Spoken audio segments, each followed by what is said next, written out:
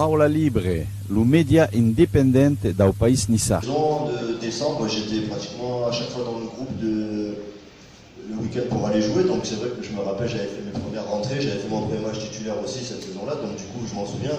Après je me souviens que ça avait été une saison difficile, c'est vrai que on s'était sauvé même assez juste, je crois. Donc, oui, c'est ça. Et donc du coup voilà, et après ça avait permis de signer mon premier contrat pro aussi, donc ça pour moi c'était, j'étais très fier et très content. Ouais. Alors la saison 2000-2001. Donc, alors dans l'équipe à l'époque, on va rappeler un petit peu vos coéquipiers de l'époque, hein, donc les principaux bien sûr, donc Dominique Olagnier, Patrice Evra, Pavito Rodriguez, Noé Palmaro, José Cobos, Bruno Valanconi. On va citer les principaux. Et par contre, encore un championnat difficile, hein, vous vous souvenez, vous avez joué 12 matchs cette saison-là. C'est ça, en fait c'est cette saison-là. Ouais, cette saison-là, ouais, parce que la saison d'avant finit 11e, un peu plus facilement, je dirais. Et là, 15e. Celle-là, je me souviens, c'est pour ça que je disais, en fait, ça avait été difficile parce que je sais qu'on s'était sauvé juste. Et moi, j'avais fait mon premier match titulaire, je me souviens, c'était à Martigues, et je me souviens que. Un gros coup de fatigue après. Ouais, un gros coup de fatigue, et en plus, c'était un match important, et c'est eux qui descendent, je crois. Donc, du coup, elle avait bien fait de gagner. Ouais, c'est vrai que Martigues était en Ligue 1, enfin en Ligue 2 à l'époque. Ouais, c'est ça. Enfin, ils ont été en Ligue 1 aussi. Et donc, oui, en fait, votre premier match, vous êtes tellement donné que vous avez fini avec des crampes et ça a duré plus. Enfin, vous avez mis un certain temps. Exactement. Combien de temps vous avez mis je pense que jusqu'à la fin de la saison, après, ça a été compliqué. Je me souviens que je m'étais tellement donné à fond et tout que du coup, j'étais bien noté. Et c'est vrai qu'après, les dernières semaines avaient été compliquées pour finir la saison. Alors, vous savez, maintenant, entre-temps, on peut poser des questions de supporters. Donc, si quelqu'un peut arrêter la télé, là. Non, ça s'arrête pas. Enfin, oui, c'est bien arrêté. Si vous voulez poser des questions, on va faire des questions en fait en même temps que l'interview. Donc, si quelqu'un veut poser une question. Allez, Étienne. Étienne, comme d'habitude, supporter numéro 1. Bonjour Cédric. Penses-tu, après ta carrière, passer à un point intégré l'association des anciens aiglons tout en passant tes diplômes de. Ouais, c'est ça, là je viens de revoir d'entraîneur. Patou Alberganti justement qui était là, donc c'est vrai que. Je vais essayer, non mais avec plaisir, c'est ça. Donc c'est pour ça, j'ai dit qu'avec plaisir, en plus je les connais tous là sur le niveau, donc voilà, je vais faire quelques matchs avec plaisir.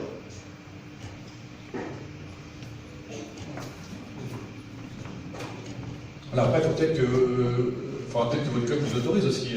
Ouais, après, bon, on verra. Ça sera peut-être après avoir. Parce que là, si vous je sais pas si c'est le week-end et match, je sais pas, il faudra que je vois. Bon, on verra ça.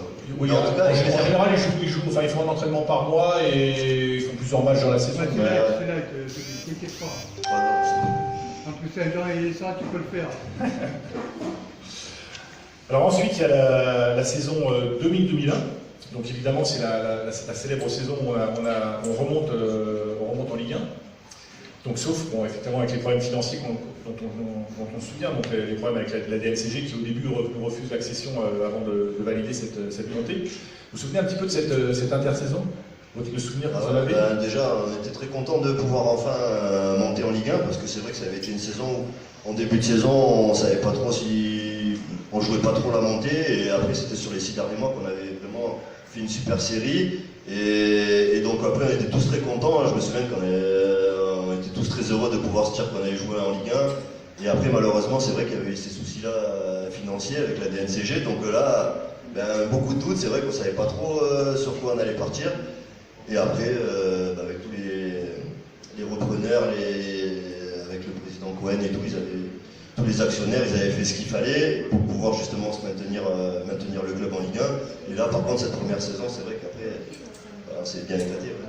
Oui, en plus, vous aviez laissé, je crois que les joueurs avaient laissé des prix, on se souvient de cette anecdote. C'est ça, parce qu'il fallait c'est vrai qu'au niveau budget, c'est ça, c'était vraiment limite. Donc, Et effectivement, quand on se rappelle de cette saison, donc en janvier, en fait, on ne s'attend pas du tout à monter, on s'attend encore à une saison un petit peu compliquée, comme les saisons précédentes. Et puis en fait, il y a une super série à partir de janvier. Ouais, c'est ça. Je me souviens un petit peu de cette série. Et qu'est-ce qui a apporté un déclic? franchement, après ça date, maintenant c'est vrai que pour... Après, je sais qu'il y avait des équipes qui étaient devant et qui ont eu des coups de moins bien. Et nous, derrière ça, ben, on continue à faire des bons résultats. Et c'est vrai qu'après, on s'est rendu compte qu'on jouait la montée sur les 10 derniers matchs. Là. Donc pour nous, on a dit ben, on va jouer notre chance à fond. Et c'est ce qu'on a fait. Et c'est vrai qu'après, on a eu la chance d'y arriver en continuant la série positive. Donc après, on était tous contents parce qu'on allait enfin pouvoir évoluer en première division. Mais comme on l'appelait à l'époque. Ouais. C'était encore ça. Est-ce que quelqu'un a une question sur cette période un petit peu... Ah, Virginie.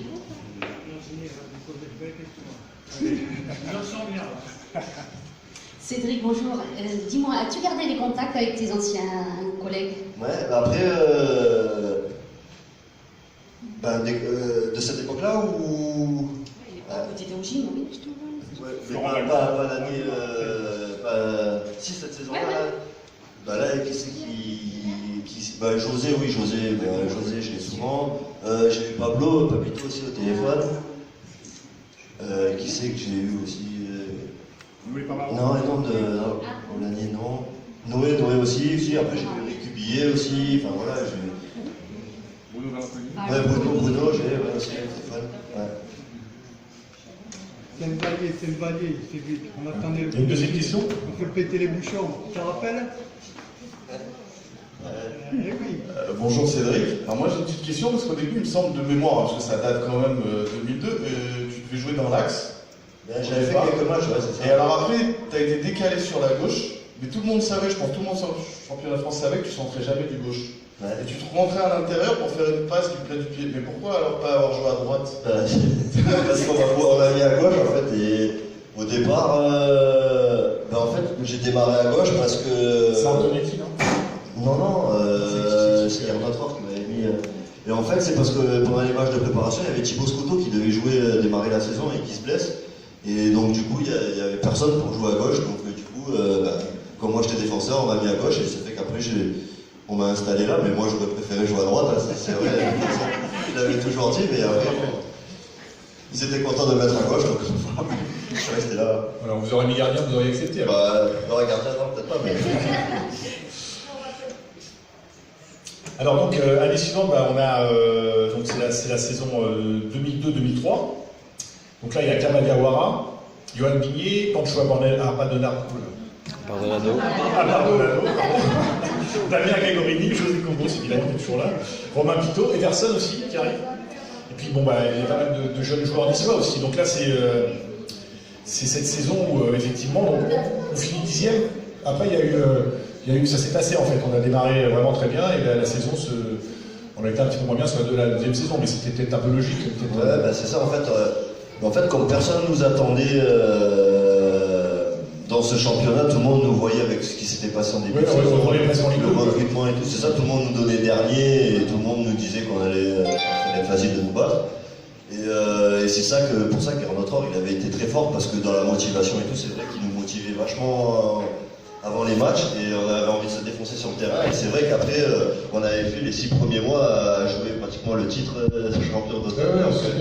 C'était franchement une super série et même nous après on se prenait au jeu, mais je pense qu'après on s'était tellement donné aussi en début de saison qu'après on a eu des coups un petit peu de fatigue après, même physique et tout sur la deuxième partie, mais c'est vrai qu'on s'était éclaté cette saison-là, personne ne nous voyait là et on avait tapé des belles équipes donc ça faisait plaisir.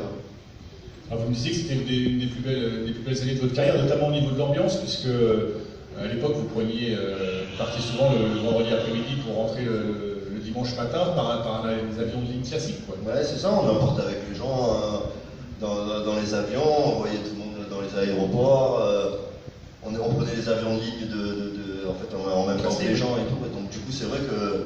Mais voilà, on était très contents, franchement, nous ça nous éclatait, on avait un bon groupe, on s'entendait super bien. Donc même les plus anciens avec des familles et tout, c'était peut-être pas forcément évident de partir le vendredi et de rentrer le dimanche, mais tout le monde s'est toujours bien entendu, on s'est toujours éclaté, c'est pour ça que ça nous a permis de souder des liens aussi en dehors du terrain, et donc c'est ça qui a fait qu'on a fait ces résultats-là, parce qu'il y avait une super ambiance et on était tous contents de se retrouver après les matchs. Ouais. Alors Rore, vous avez installé côté gauche, donc ça c'était la question de tout à l'heure, il m'a devancé en fait. Et Et en fait, vous avez toujours joué à peu près une trentaine de matchs par saison. Hein. Et puis vous avez joué aussi, on s'en souvient, la Coupe Intertoto. On avait terminé 10e, alors par une. Je sais plus, il y avait un club qui avait refusé de la jouer, je ne sais plus. Enfin, moi, je me suis retrouvé en Coupe Intertoto à l'époque. Et donc, qui était en fait la petite Coupe d'Europe hein, à l'époque. Mais bon, c'était toujours une Coupe d'Europe, hein, malgré tout. Et on avait joué, je me souviens un petit peu de ces matchs. Alors, on avait joué les Suédois de Orgrit, qu'on avait éliminé sur 2 matchs. Ensuite, le Werder de Brême, qui était déjà un plus gros morceau. Vous vous souvenez un peu de cette expérience en Coupe d'Europe, ça nous avait apporté quelque chose, enfin, pour nous, c'est vrai qu'on appelait ça la Coupe Intertoto, donc c'est pas vraiment la Coupe de l'UEFA, mais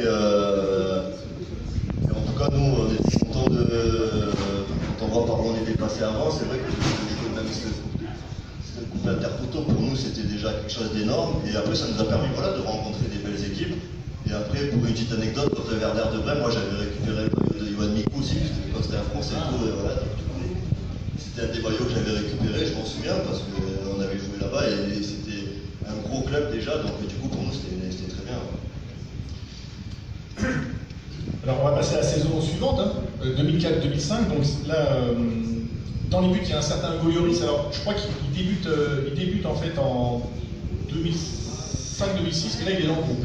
Il doit commencer un petit peu à s'entraîner avec nous, c'est ça? Ouais, c'est ça. Ouais. Vous avez des souvenirs un petit peu de cette période avec, quand il est arrivé, comment il était? Bien sûr, ouais. Après, il est arrivé très jeune, et c'est vrai que quand il faisait les entraînements avec nous, c'était déjà un phénomène à cet âge-là. On savait très bien qu'il allait réussir. Et voilà, après. Vous pensiez qu'il irait jusqu'à ce niveau-là, franchement, champion du monde? Champion du monde, en équipe de France, oui, déjà à cet âge-là, on voyait déjà qu'il avait un super niveau. Oui. Et puis, pareil, il est arrivé avec une telle humilité, une telle gentillesse, et il s'est tellement bien intégré aussi à cet âge-là, et c'est pas évident, parce que c'est pas forcément évident quand on arrive comme ça dans un groupe pro, mais pas du tout étonné de la carrière qu'il a eue, et comme j'ai toujours dit, franchement, pour moi, ça a été c'est même à l'heure actuelle, il fait partie des 3 meilleurs gardiens au monde, donc moi je suis très fier d'avoir joué avec lui, parce que déjà pour ce qu'il est, et puis pour les résultats. C'est ça, et puis même ses qualités déjà en tant que gardien humaine, franchement c'est énorme. Alors dans l'équipe à l'époque, il y a aussi, je sais pas si, je crois qu'il est arrivé à cette période-là, il y a Florent Balmont, Olivier Chouafny, Samy Traoré, hein, qui a mis un peu d'ambiance aussi dans le. Qui mettre un peu d'ambiance dans le vestiaire aussi, s'il fallait en mettre, puis on avait déjà une très bonne ambiance. Poussin Ménard aussi, et Marama Daïwa, qu'on a reçu il y a 15 jours, qui est à votre place. Donc une équipe, voilà, c'était une belle équipe sur le terrain, quoi. Ouais, c'est ça. Après, c'était la 2e année en Ligue 1, donc le club avait fait un recrutement aussi pour justement continuer à jouer le maintien, mais en progressant aussi. Et c'est vrai que ces 2 premières années, franchement, pour les 2 premières années du retour en Ligue 1, on avait fait des bons matchs, des belles saisons, et puis je pense qu'il y avait une belle communion avec le public aussi au Stade du Retour. Franchement, c'était des matchs, et je sais qu'il y avait beaucoup d'équipes qui avaient peur de venir au stade, et nous on en jouait aussi, mais il y avait une belle équipe, et c'est vrai que je pense qu'il y a une vraie communion à cette période-là avec le public, donc c'était bien. Ouais. Et puis là, je ne sais pas si vous vous souvenez, il y a Ederson qui arrive au mercato d'hiver, et puis on joue encore la Coupe Intertoto, hein, 2e année qu'on joue la Coupe Intertoto, là on joue les Danois Tesberg. Par contre on est éliminé, mais ça vous laisse quand même, vous avez quand même un bon souvenir, enfin si on peut dire, malgré l'élimination, c'est que c'est vous qui marquez le seul but du soir. C'est ça. Ouais, c'est vrai que j'avais vu le but, mais c'est vrai qu'on était à la fin, c'était pas qualifié. Mais bon, c'était un bon souvenir, parce que c'est vrai que c'était. J'en ai pas mis beaucoup, mais bon, c'est que j'ai mis, voilà, ils ont des petits symboles. Alors à l'époque, on se souvient de vos qualités, hein, et puis on sait aussi que vous étiez un joueur qui avait la grinta sur le terrain. D'ailleurs, vous avez pris quelques cartons rouges. Alors moi, je me souviens à Strasbourg du taclé, je crois, Christian Bassiglia. Carton rouge, après Bassiglia se précipite sur vous. Là, ça a été chaud. Donc il a été expulsé aussi. Vous vous souvenez un peu de cette je m'en souviens. Pas fier déjà de ce que j'avais fait, mais après je me souviens que je m'en étais pris à un joueur assez costaud, donc du coup c'est vrai qu'après, je sais qu'il était vachement remonté, je sais qu'il en avait vachement après moi, et donc c'est vrai qu'après quand je me suis retrouvé dans la tribune, j'ai dit je serais bien de ne pas le croiser, parce que sinon je pense que ça aurait été compliqué, mais ouais, après j'ai pas pris beaucoup de cartons rouges, mais ceux que j'ai pris, ça m'a coûté quand même pas mal de matchs. Alors, je pense que vous vous souvenez aussi, bon, bien sûr, je pense que un de vos meilleurs Berger qui fait quelques belles masses. Il va venir nous voir. Je pense que, évidemment, vous m'avez dit que votre meilleur souvenir, c'est bien évidemment, on s'en souvient aussi tous, ce fameux match à Monaco. Hein, on en avait parlé aussi avec Marama Vailleroy. Parce que Marama Vailleroy marque ce 4e but où on gagne effectivement 4-3 à Monaco. Mais c'est vous qui faites la passe, c'est vous qui faites le centre. Hein. Ouais, bon, après c'est vrai que ce match-là, pour nous, c'est un souvenir inoubliable. Hein. Tous ceux qui faisaient partie de cette équipe-là, tout le monde se souvient de ce match-là parce que c'était un derby à Monaco contre une très belle équipe de Monaco, avec Didier Deschamps comme entraîneur aussi. Donc, Flavio Roma dans les buts. Non, mais ils avaient une super équipe. Ouais, franchement, ils avaient une super équipe. Et bon, en plus, on n'en est pas large parce qu'on perdait 3-0 et. 3-0 au bout d'une heure de jeu. Ouais, c'est ça. Donc là, ça sentait pas trop bon pour nous, mais finalement, encore une fois, la force de caractère et on s'est tous donné à fond. Et c'est vrai que ça reste un match inoubliable. Et je sais que plein de gens à chaque fois qui m'en reparlent parce que c'est vrai que c'est le match vraiment où que tout le monde se souvient parce que ça avait été énorme de faire, surtout dans un derby comme ça. Ouais. Alors, est-ce qu'il y a des questions de supporters peut-être sur ce derby ou sur cette saison? Aïe aïe aïe. Ah, bon, le Berger va poser une question. Ce jeune homme, le 6 avril 2003, qu'est-ce qui s'est passé à Monaco, au-dessus d'un panneau d'affichage? À toi de parler. À toi de parler. Il n'y a pas que ce match-là où tu étais en haut sur la Oui, non, mais ce match-là à Monaco, comment j'étais, l'homme universel, tout nu. Toi, tu étais sur le terrain comme. Habillé, ouais, habillé. Bravo, et puis. Alors, je veux me faire un aveu. Comme on s'entend bien, je vis depuis 1946 à Saint-Barthélemy en autonomie à 1200 mètres, hein, dans une maison où il n'y a pas d'électricité. Et Garibaldi, il a dit en 1870, ceux qui s'occupent de la source, eh ben, ils seront sans loyer, sans rien, pas découvert. Eh ben, il vit avec une fille dans la rue de Saint-Barthélemy. Et on ne s'est jamais vu à Saint-Barthélemy parce qu'en fait, on s'apprécie tellement.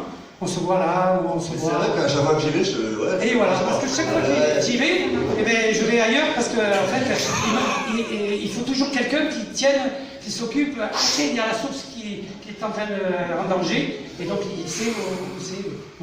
Eh ben, le Louis-Baptiste Auguste Siès, c'était Paulette et Patrick Couffin.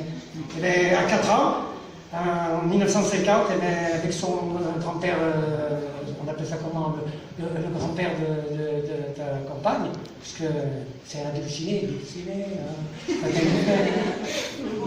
chevalier à Brest de figure. Non, mais ça c'est important. Eh ben, Louis-Baptiste Auguste, en 50, eh ben, il me nourrissait et je restais avec lui, avec les mules, et surtout à 1200 mètres, ça s'appelle Lucerne. Voilà. Bravo!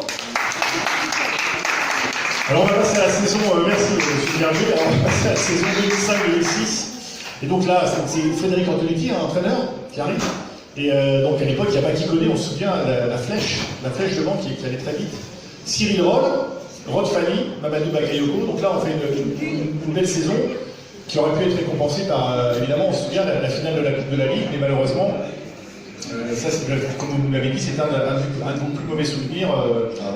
C'est sûr que c'était le plus mauvais souvenir parce que je pense qu'on avait cette année-là la plus belle équipe, c'est ce que tout le monde, ce qu'on ressentait vraiment dans le groupe. C'est vrai qu'on avait, par rapport à toutes les années précédentes, là il y a un bel effectif, une belle équipe et donc on finit même 8e du championnat, donc c'était déjà énorme. Et voilà, on aurait bien aimé, c'était une finale de Coupe de la Ligue, on aurait bien aimé un titre pour justement récompenser cette équipe. En plus, vous étiez capitaine. Voilà, j'aurais bien aimé soulever la coupe. Donc grosse déception, c'est vrai que ça avait été un gros coup dur après, en plus avec tout le monde qui était au stade et tout, et l'ambiance qu'il y avait, et je pense qu'il y en avait moyen de la gagner, donc c'est ça qui avait été difficile après. Oui, dans le stade, on en parlait la dernière fois, sur les 80 000 supporters, il y avait 78 000 qui étaient niçois. Ah non, mais c'est sûr, il y avait encore une fois, je pense vraiment qu'on aurait mérité, on pouvait gagner cette finale. On était favoris d'ailleurs. Peut-être c'est ça qui nous a fait. Et alors juste, je crois que c'est 15 jours avant. 15 jours avant, je crois qu'on joue Nancy, c'est ça, je sais plus c'est 15 jours, 3 semaines avant, on joue Nancy en championnat. Et alors là, il y a une petite échauffourée. Alors je sais pas si. Il y a une petite échauffourée avec Gamanon et André-Louis Sylvain. Vous vous souvenez un peu de cette échauffourée? Vous prenez un rouge aussi. Non, je crois que j'ai pas pris de rouge, mais. Vous avez échappé, c'était. En fait, c'était justement, comme on savait qu'on allait se rencontrer en finale, c'était la Ligue. C'était un peu chaud. Voilà, c'était un peu chaud, c'était une équipe qui était assez physique, donc on savait que c'était une équipe qui mettait beaucoup d'impact. Et comme on allait se revoir quelques semaines après, c'est vrai que c'était un match qui a un petit peu dérapé à la fin, donc ça avait été un peu chaud. Un petit peu chaud, ça arrive aussi. Ils sont venus pour casser. Alors, année suivante, 2006-2007, donc alors il arrive Matt Moussilou, on se souvient, Matt Moussilou, David Deillon, Cédric Cantré. Et puis là, on démarre mal le championnat. Heureusement, il revient Lilian Lasland et Lionel Letizy, qui arrive à la traite, donc ça permet au club de se sauver, mais qui termine à la 16e place. Ceux qui sont faire un petit peu de silence, s'il vous plaît, pour que tout le monde puisse écouter l'interview de Cédric. Oui, merci beaucoup. Donc le club termine 16e, mais c'est heureusement qu'ils sont revenus. Hein. Je me souviens bien du Lasland, et si on s'en souvient, ils ont apporté beaucoup. Hein. Après, on avait un effectif vachement jeune, et c'est vrai que du coup, à la trêve, là, il était venu Lilian et Lionel nous rejoindre, et ils avaient fait un bien énorme. Et après, du coup, ça nous avait permis de finir la saison un peu plus sereinement, mais c'est clair que ce qui nous avait apporté à ce moment-là, c'est là où on voit l'importance des anciens aussi dans un groupe, c'est ça. Et je sais qu'ils nous avaient beaucoup aidé, et en plus c'était des super gars avec qui voilà, ça se passait toujours bien, donc du coup c'est ce qui nous manquait peut-être un petit peu aussi pour ressouder un petit peu le groupe, et c'est pour ça que c'est grâce à eux si on a fini la saison plus tranquillement. Ouais. Alors ensuite, vous quittez le GC Nice, hein, c'est l'année où vous partez, en 2007, donc vous rejoignez l'AS Saint-Etienne, donc vous restez 3 ans à Saint-Etienne, ensuite vous allez une année en Grèce, là vous avez une possibilité de jouer à l'étranger, donc vous allez jouer à Panionios. Je crois que c'est José Aligo qui est en train de Panionios maintenant. Et donc, mais par contre, ça se passe moyennement bien, problème économique, je crois, au niveau de la Grèce et au niveau du club aussi, je crois. Ouais, c'est ça, en fait, comme après Saint-Etienne, ça faisait 10 ans que j'étais en France, je voulais à tout prix partir à l'étranger, je voulais voir autre chose. Et donc, du coup, j'ai fait ce choix-là, et après, c'est vrai que là, ça a commencé la crise économique. Le pays qui commençait vraiment à être en difficulté, et donc du coup, voilà, moi j'avais signé 2 ans, mais au bout d'1 an, j'ai résilié mon contrat pour revenir en France. Vous avez eu la proposition de Dijon à l'époque. Ouais, c'est ça. J'aurais bien aimé revenir à Nice aussi à ce moment-là. Il y avait eu quelques petites discussions, mais bon, finalement, après, ça n'avait pas abouti. Et après, voilà, je suis arrivé à Dijon, et après, j'y suis resté 7 ans aussi, donc ça a été une super expérience aussi pour moi. C'était qui l'entraîneur? C'était Patrice Carton? Ouais, c'est ça. Et Eric Botel est venu aussi, mais je crois dans les. Il est arrivé l'année d'avant, et on a fait cette saison-là ensemble en Ligue 1. Ouais. Avec Eric. En fait, non, vous avez joué la montée ensemble. Mais la montée, moi j'étais pas. Moi je suis arrivé en fait quand c'était la. Ah d'accord. Ils étaient en Ligue 1. Vous êtes arrivé en Ligue 1, d'accord. Vous avez fait une saison aussi avec Eric. Et puis, donc vous faites cette belle saison à Dijon, hein, ça reste un bon souvenir aussi pour vous. Ah ouais, franchement, pour finir ma carrière, c'est vrai que moi, je me suis éclaté là-bas aussi. Vous avez retrouvé Florent Balbon aussi. Voilà, c'est ça aussi qui m'a aidé aussi sur la fin, parce qu'on s'est retrouvés tous les deux. Alors déjà qu'on s'appréciait beaucoup quand on était à Nice, on était vachement potes, ouais, c'est ça, et puis on s'entendait super bien. Et là, de se retrouver comme ça sur la fin de carrière, ça a été important pour tous les deux, et donc c'est vrai qu'on s'est éclaté sur ces dernières saisons. Et là, voilà, là il revient en plus, donc c'est bien, on va pouvoir le revoir sur les terrains pour faire sa dernière saison aussi, je pense. Ouais. Alors vous avez, on va revenir un petit peu à l'actualité, là vous avez visité le nouveau centre d'entraînement, alors vous avez pensé quoi? Il est magnifique, franchement, c'est vrai que là, quand on m'a fait visiter ce centre-là, je ne m'attendais pas à ce que ça soit aussi grandiose. Mais en tout cas, c'est vrai que c'est magnifique, c'est beau. Là, c'est un vrai outil de travail. Franchement, c'est beau. Et moi, ce qui m'a aussi vachement touché, c'est de voir qu'en fait, toutes les personnes que j'avais connues au club, moi, quand j'ai commencé, sont encore là. Ils sont tous là, en fait. Et ça, moi, je trouve ça énorme. Et c'est pour ça que je trouve ça beau que le club grandisse quand on voit le nouveau stade, le nouveau centre d'entraînement, les nouveaux joueurs qui arrivent, qui sont maintenant des grands joueurs européens. Et de voir qu'en même temps ça garde l'esprit famille, l'identité de Nice et tout. Moi je trouve ça magnifique, et c'est pour ça que je dis vraiment que ce que fait le président Perlas, franchement, moi je trouve ça énorme, parce que de prendre le club comment il était et d'en arriver à en faire ça, et tout en gardant en plus l'identité et les personnes qui ont été importantes au début du projet. Franchement, en tout cas, ça fait plaisir de voir que ça marche et puis de voir les résultats aussi là sur les dernières années. C'est énorme. Hein. Alors là, vous avez 38 ans, donc vous allez arrêter la Ligue 1. Hein. Vous auriez presque pu faire comme Buffon, mais vous jouez dans les buts. Mais bon, c'est vrai que 38 ans déjà, c'est quelque chose d'assez rare, hein, d'arriver à jouer encore dans le champ à 38 ans. Et donc vous avez signé à Saint-Jean-de-Beaulieu, du coup, pour continuer, parce que vous êtes amoureux du football, bien sûr, hein, et donc vous voulez continuer votre passion. Ouais, c'est ça. En fait, là, j'arrivais en fin de carrière, donc c'était un choix. Pour le plaisir du jeu, quoi. Voilà, c'est ça. Soit j'essaie de repartir sur un nouveau projet, mais à 38 ans, déjà, c'est pas évident de trouver de nouveaux projets, et puis bon.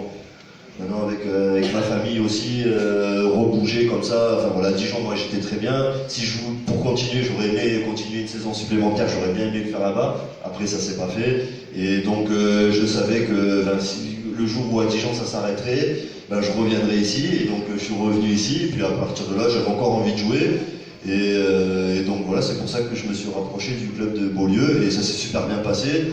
On a eu un très bon contact, ils étaient contents aussi si je peux venir les aider sur une saison sur le terrain. Et puis en même temps, ça me permet de commencer aussi à penser un petit peu à la suite aussi, préparer mes diplômes, parce que j'ai envie d'essayer ça, d'entraîner. Donc du coup, ça me permet de faire les deux, de prendre du plaisir, parce que j'ai encore envie de jouer. Et après, bon, même si je joue contre des jeunes encore, voilà, c'est pas facile, mais bon, après, j'ai quand même du plaisir. Moi, je joue pour le plaisir, maintenant, ça fait. Ah oui, bien sûr. Et puis vous êtes en terrain connu, puisqu'il y a quand même, à Saint-Jean-de-Beaulieu, il y a quand même, alors je vais les citer, il y a Kamel Larbi, il y a Julien Berthommier, il y a Cyril Aignon, il y a Jordan Astier, il y a Thierry Chrétien. Ouais, c'est ça. Donc, il y a beaucoup d'anciens, et c'est vrai qu'il y a beaucoup de jeunes même qui étaient au centre de formation, peut-être qui n'ont pas percé et qui du coup sont dans ce club-là. Donc c'est un bon petit, franchement, c'est un très bon club amateur et ça joue pas mal vraiment. Voilà, c'est peut-être une dernière question de supporters. Allez, Virginie. Attention à ce que tu vas dire. Hein. Cédric, dis-moi, ton cœur est plutôt pour Dijon ou pour Nice et un pronostic pour ce soir, s'il te plaît. Attention. Pour Nice, parce que de toute façon. Voilà, si je suis revenu à Nice, c'est parce que. Après, moi, Dijon, c'est un club où je me suis éclaté aussi. Donc, c'est vrai que comme je viens d'arrêter, en plus, j'ai beaucoup d'amis dans notre équipe aussi. Donc, mais bon, après, c'est sûr qu'un petit peu pour Nice, quand même. Et un pronostic pour ce soir? J'avais dit 2-1. J'avais dit 2-1 pour Nice. Voilà, on remercie Victor, on remercie de venir nous voir, de nous rencontrer. Et puis on lui souhaite une bonne suite de carrière à Saint-Jean-de-Beaulieu, où vous allez démarrer que le 1er octobre, je crois. Pour des professionnels, il y a un règlement qui fait que vous pouvez démarrer qu'au 1er octobre. Et il joue ce soir à Saint-Jean-de-Beaulieu, d'ailleurs à l'extérieur, je crois. Voilà, donc on pourra venir pouvoir jouer à Saint-Jean-de-Beaulieu, ou même non, vous ne jouerez pas contre la réserve. Non, vous ne jouerez pas contre la réserve niçoise parce qu'elle est inconditionelle. Donc c'est en National 3 à Saint-Jean-de-Beaulieu.